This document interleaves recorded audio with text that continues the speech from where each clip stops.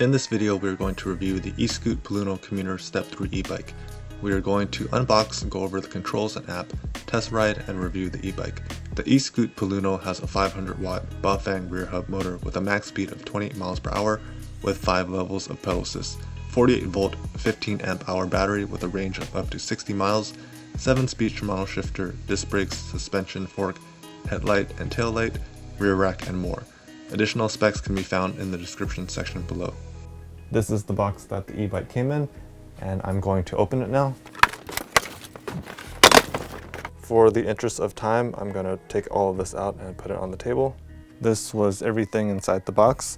There is a box right here. Inside this box, we have the stem for the handlebar.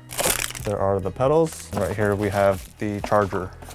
In this bag, we have the tools, and then the LED display installation instruction. We also have a warranty card. Inside the toolkit, looks like we have various wrenches. We have Allen keys and then Phillips head and flathead screwdrivers. I'm going to take all the pieces of foam off. I'm not going to go through the step-by-step process to put this together, but I do have another video, which I'll put a link in the description section below on how to assemble an e-bike. I also didn't see an installation manual inside the box, so you can check out that link and it should be very similar. And the e-bike will be installed in 3, 2, 1.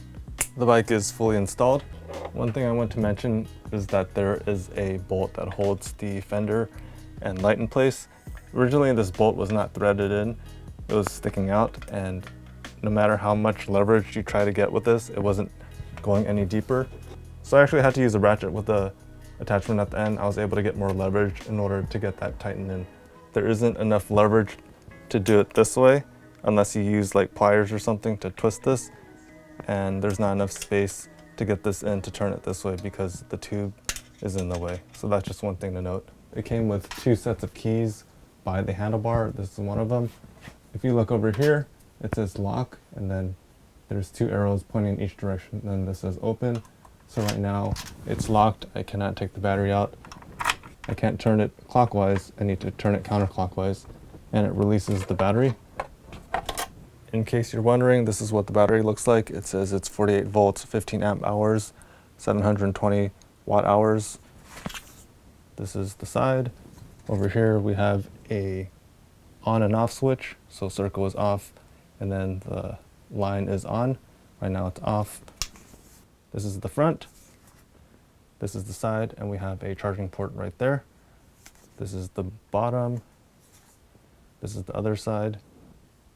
And then the top, there's like a battery indicator. If you press and hold it, nothing happens. You need to turn the power on. And then if I press and hold it, it shows the battery level. So let me turn it off. And then I'll put this back in right here. And you do not need the key to put the battery back in.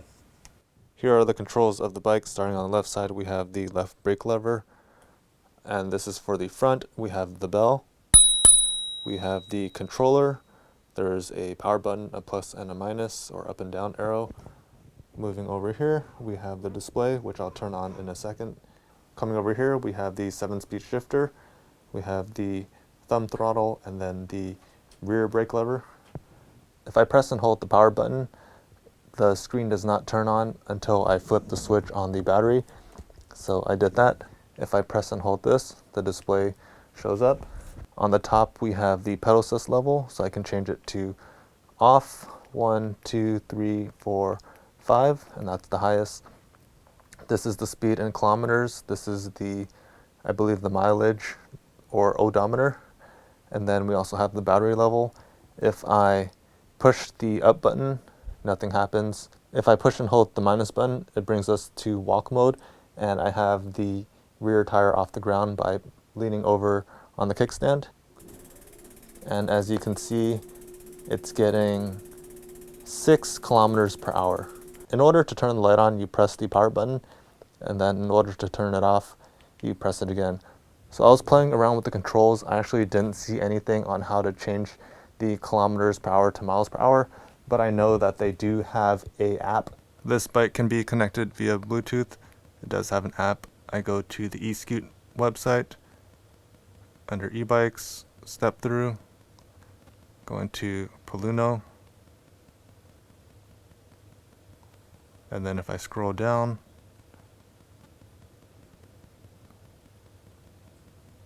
connect your ESKUTE, download the app. I have an iOS device, and it brings you to the App Store. I've already downloaded the app, so you would have to download it, and then originally you have to set up an account. I already did that, and it brings you to this page. In order to add the bike, you hit this plus icon on the top, and then it found the device. It says it's successfully added, and then you can see that it has the screen brightness during the day, at night, the sleep time. You can enter a 4-digit password, but I'm going to leave it blank for now. By default, it was kilometers per hour. I already changed it to miles per hour. And then auto unlock distance, it defaulted to medium. You can also do near, far, or touch. Coming back to the menu, it shows that it's connected by Bluetooth. Then you can share the device. I'm not sure what this is. And then this doesn't do anything. So the current mileage is 0 miles. The battery level is at 100%.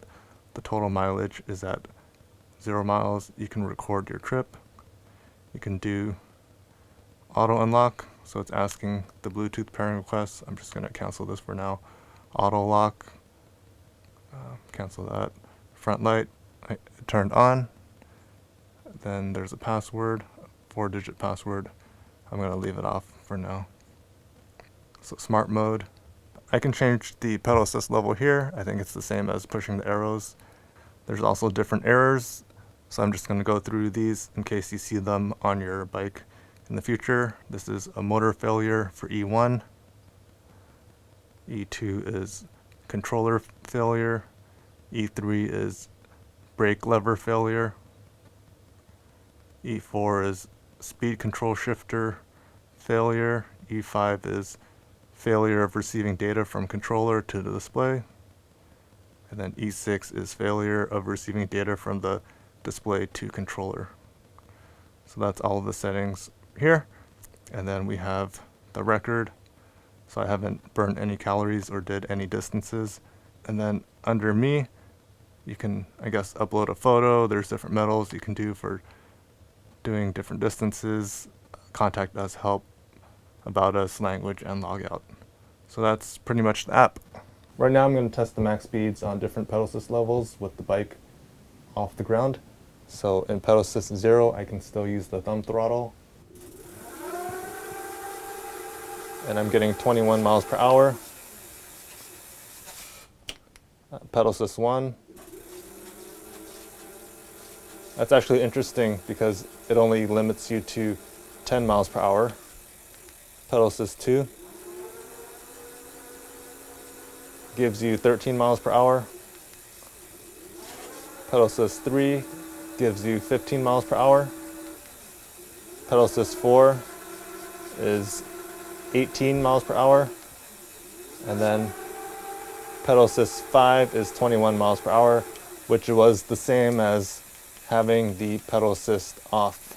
Because the bike is on the ground, it's very difficult to test the max speed in each pedal assist levels with my hands. I'll be doing that on the road, so you can check that out shortly. So we did change it to miles per hour already, and that was through the app, and it's connected through Bluetooth. In order to turn the bike off, you just press and hold the power button, and it turns it off. This is pedal assist 1. Pedal assist 2. Pedal assist 3. Pedal assist 4. And pedal assist 5.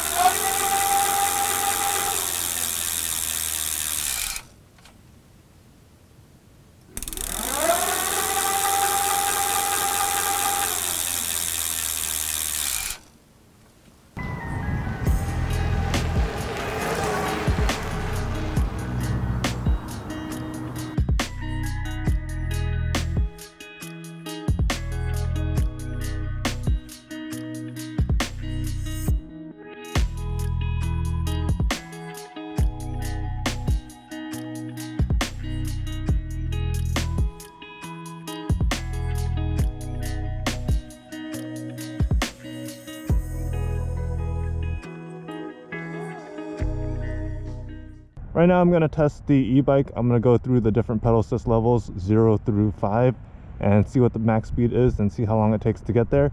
I'm going to use the pedal assist only, and then I'm going to use the thumb throttle only. In case you're wondering, I am on the lowest gear on the back so I can get the highest speed in each pedal assist level. I apologize in advance if it picks up wind noise. I have my GoPro on my motorcycle helmet in order to pick up the hub sound. So pedal assist 0, just going to pedal and keep the same cadence.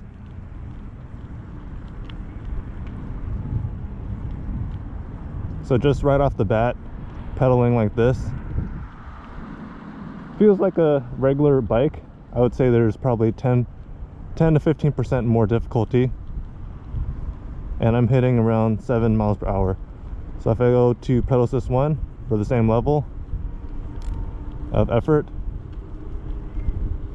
I'm getting around 10 miles per hour. Pedal assist 2, I felt the motor kick in right there, and I'm getting 13 miles. Pedal assist 3, getting 15 miles per hour for the same level of effort. Pedal assist 4, felt it pick up, getting 19 miles per hour. Then pedal assist 5, it's picking up quite a bit, and I'm at the end of the block and I was getting 22 miles per hour. I ran out of space, so I'm going to start that again on pedal assist 5. And I'm already at 20, 21, 22 miles per hour. Over 22 miles, I felt that the motor kind of shut off. It's, I think, a class 2 e-bike, meaning if I go any higher, then you're just wasting energy and the motor is not really kicking in. Right now we're going to test the thumb throttle only, and this is pedal assist 0. From our test inside the garage, it was able to go to 21 miles per hour. So we'll just see if it actually goes to that speed, or max speed, in the field. We're at 19, 20, 21, 22. Then I felt the motor kind of slow down a little bit. So I think 21, 22 is going to be the max that I could hold. All right, coming to a stop. Pedal assist 1. I believe it was limited in our garage test, and right now it's stopping at 12 miles per hour. Pedal assist 2, it's going to 13 miles per hour. Pedal assist 3, I felt the motor kick in, getting us to 16 miles per hour. Pedal assist 4, it's getting us to 18, 19, and I'm running out of space. Let me do a U-turn. Pedal assist 5 should be similar to the first one, where we're getting that max 20 miles per hour, 21 miles per hour, and this is a slight incline. So we hit our 21 miles per hour and we're able to hold this speed. Right now I'm going to test the brakes, and out of the box, the rear did not need any adjusting. The front, however, the brake pad was rubbing on the disc and I just had to do some minor adjustments. That's pretty normal for any e-bike or any bike that has disc brakes. Actually, you should check that they're adjusted properly, but even though the pad is not rubbing, there is some more adjustments where you can tighten the cable and it will provide a stronger bite in the beginning. So I did not break in the brake pads and discs yet. Ideally they'd be able to stop faster once I do that, but just doing a cold brake test, I'm going to hit the max speed and then I'm going to slam on the brakes and then see how soon the bike stops. So let me go to pedal assist 5, trying to get to that 20 miles per hour again. This is by no means a scientific test. So we're at that 20 miles per hour and I'm going to stop on this truck. And we stopped right after the bumper. Let's try that again. And right now there is some play. I can always tighten the cable a little more to stop better, but I just want to test the brakes out of the box. this black van or SUV. We stopped right in front of it. I would say that's about 10 to 15 feet that needed in order to stop.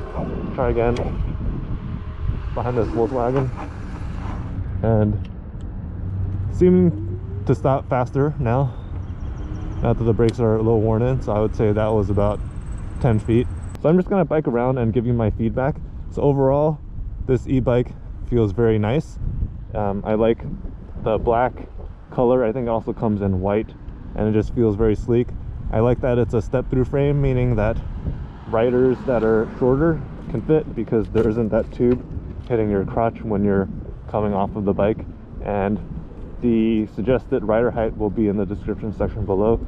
It does have a 500 watt Bangfang motor. That's a pretty reputable company for e-bike motors, so it's nice that they have that. It advertised around 20 miles per hour on thumb throttle only, and I was getting 22, which it exceeded that max speed, but it said on pedal assist you could get 28 miles per hour, and I was still only able to get the 22 on pedal assist. I don't know if there's a way to unlock the max speed for the pedal assist or thumb throttle. That would be nice, and you can get that 6 more miles per hour. It's nice that it has a headlight, so you can turn the light on. It has a very simple, nice display. I can see this during the day. There's a bell, which is nice. The brakes are okay for the price. They're linear pull disc brakes, and I was able to stop with them. I would just advise that you adjust them beforehand, and that you also break them in and just get them tuned in order to be better. It would be nice if they were hydraulic, but then that would add cost to the bike, and I think this one's priced at $12.99, which is pretty good for what it offers. There are adjustments to the front shock to make the ride more comfortable, which is nice. It also has an advertised range of up to 60 miles. I haven't tested it yet. If you're in the market to buy an e-bike, I would suggest that you check this one out and see how you like it. I think they offer a test period and you can return it within 15 days. If you found this video helpful, please like this video. If you have any questions, leave them in the comment section below. And if you want to see more videos like this, please subscribe to my channel. So thank you guys for watching, and take care.